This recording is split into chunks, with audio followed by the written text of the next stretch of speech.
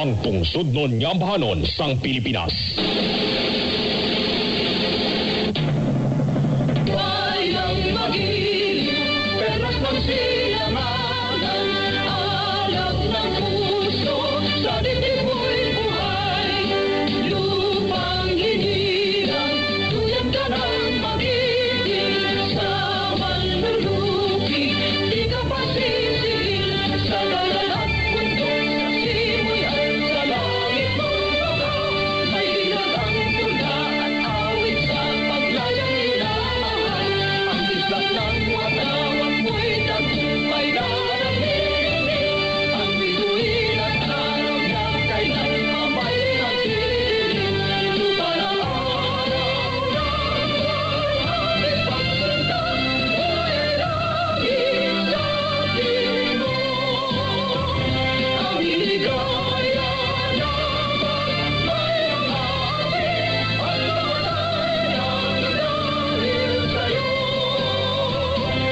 Nagapamati ka mo sa GMA Super Radio DYSI 1323 kHz sa lilisuan sang inyong mga radyo. Ang GMA Super Radio DYSI isa ka commercial broadcast AM station na ginapanagiyahan ka gina-operate sang GMA Network Incorporated. Ang GMA Super Radio DYSI naga-operate alas 4 sang aga tugtog alas 10:30 sang gabi sa kabaskugon nga 10,000 watts. Ang studio na hamtang sa GMA Broadcast Complex, Phase 5, Altachiera Village, Barangay Quintinsalas, Haro, Iloilo City. Samtang niya nga transmitter, yara sa Barangay Navais, Mandurriao, Iloilo City. Ang GMA Super Radio DYSI ginamentinar sa masunod nga mga personnel na lisensyado sa National Telecommunications Commission. First Class Radio Telephone Operator, Rizalde Basco. Chief Technician, Edwin Salcedo. Alan Sumagaysay, Benji Abido, kag Anthony Oranio. GMA Super Radio DYSI is now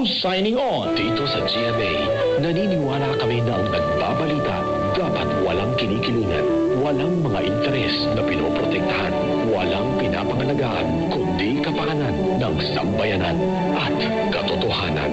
Balitang walang bahid, walang labis, walang kulay. Serbisyong totoo lang.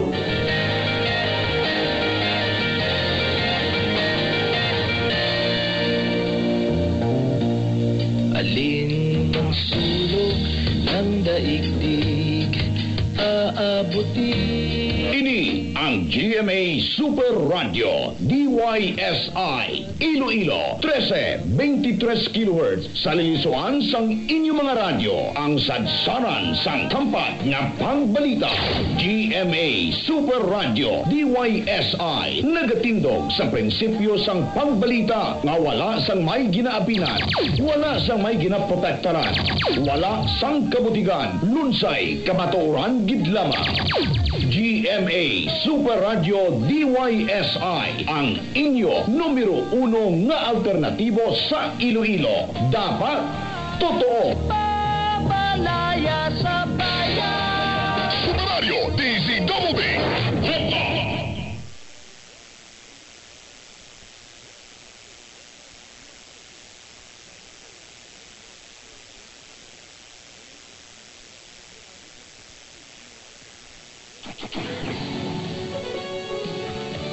Si Fernando Lapa sa Sunday Guwapo.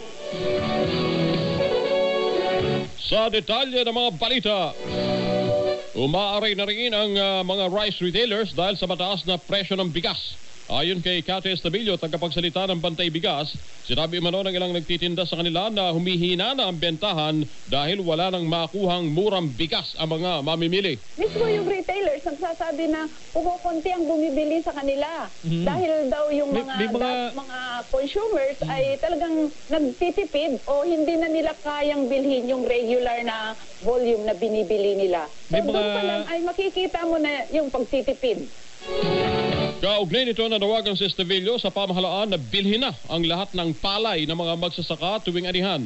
Mas maigi umano itong solusyon para matulungan ang mga consumer at mga magsasaka kaysa sa pag-aangkat ng bigas ng mga trader at hoarder lang umano ang nakikinabang. Dapat yung gobyerno ay itulak ng buong mamamayang Pilipino, yung gobyerno na talagang umaksyon at bilhin na lahat yung mga ibinebenta ng ating mga magsasaka sa makatarungang presyo at dalhin niya sa palengke para kahit paano may alternatibong mababang presyo na mabibili o mabibilhan ng ating mga consumers na talaga naman hirap na sa buhay.